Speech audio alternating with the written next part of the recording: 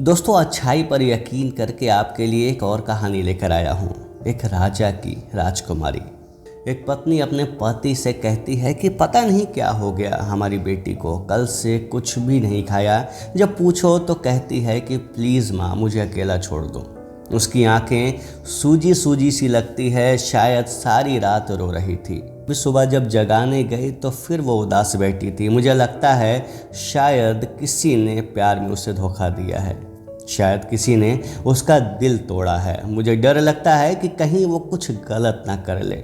पति सारी बात सुनता है और कहता है कि मैं देखता हूँ, और कहते हुए बेटी के कमरे की ओर जाता है और कहता है, क्या हुआ आंचल बेटा, क्यों उदास बैठी हो?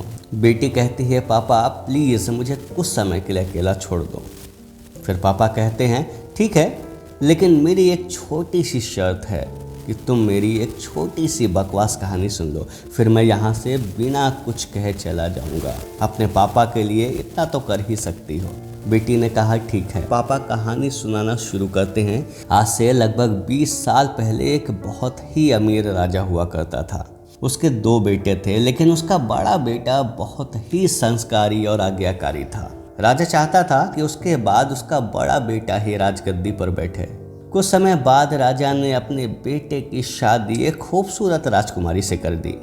कुछ दिनों बाद ही राजा की बड़ी बहू गर्भवती हुई। चारों तरफ जश्न का माहौल बनने लगा था, क्योंकि राजा दादा जो बनने वाला था। लेकिन राजा चाहता था कि उसकी बहू बेटे को ही जन्म दे, इसलिए उसने उसके गर्भ का परीक्षण कराया, पर अफसोस गर्भ में लड़की पल रही थी। राजा ने अपने बड़े बेटे को बुलाया और आदेश दिया कि लड़की को गिरा दिया जाए। राजा को यकीन था कि उसका बेटा उसकी बात कभी नहीं टालेगा, क्योंकि वो अपने पिता का आज्ञाकारी बेटा था। वो ना कभी नहीं करेगा। लेकिन पता नहीं क्यों लड़के को क्या सूझी कि वो सारा राजपाट, धन दौलत, शोहरत सब कुछ छोड़कर अपनी गर्भवती पत्नी को लेकर राजमहल से कहीं चला गया। सच में वो लड़का बड़ा ही बेवकूफ़ निकला। अगर वो अपनी पिता की बात मान लेता तो शायद वो अगला राजा बन जाता। लोग तो वैसे भी लड़कियों को बोझ समझते हैं, इसलिए उसे गर्भ में ही मार देते हैं।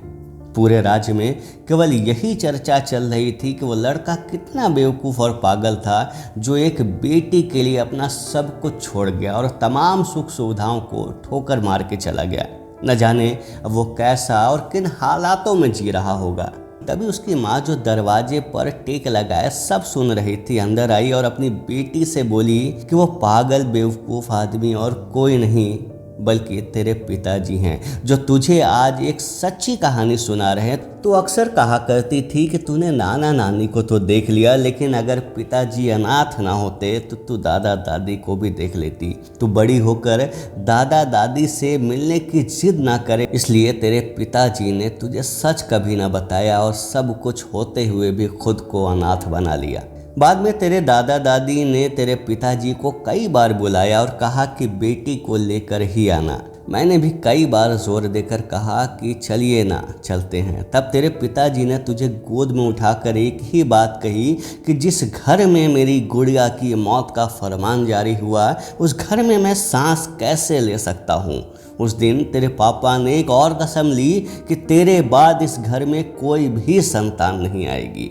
अब माहौल कुछ और था। अब आंचल की आंखों में आंसू थे और वो पापा से लिपट कर रो रही थी। अब आंचल की आंखों में पापा के लिए सम्मान और उनकी मोहब्बत के लिए ढेर सारा प्यार था। तब पापा ने अपनी बेटी से कहा कि मैं भले अब कहीं का राजा नहीं रहा, लेकिन आज भी तू मेरी प्रिंसेस, तू मेरी राजकुमारी है।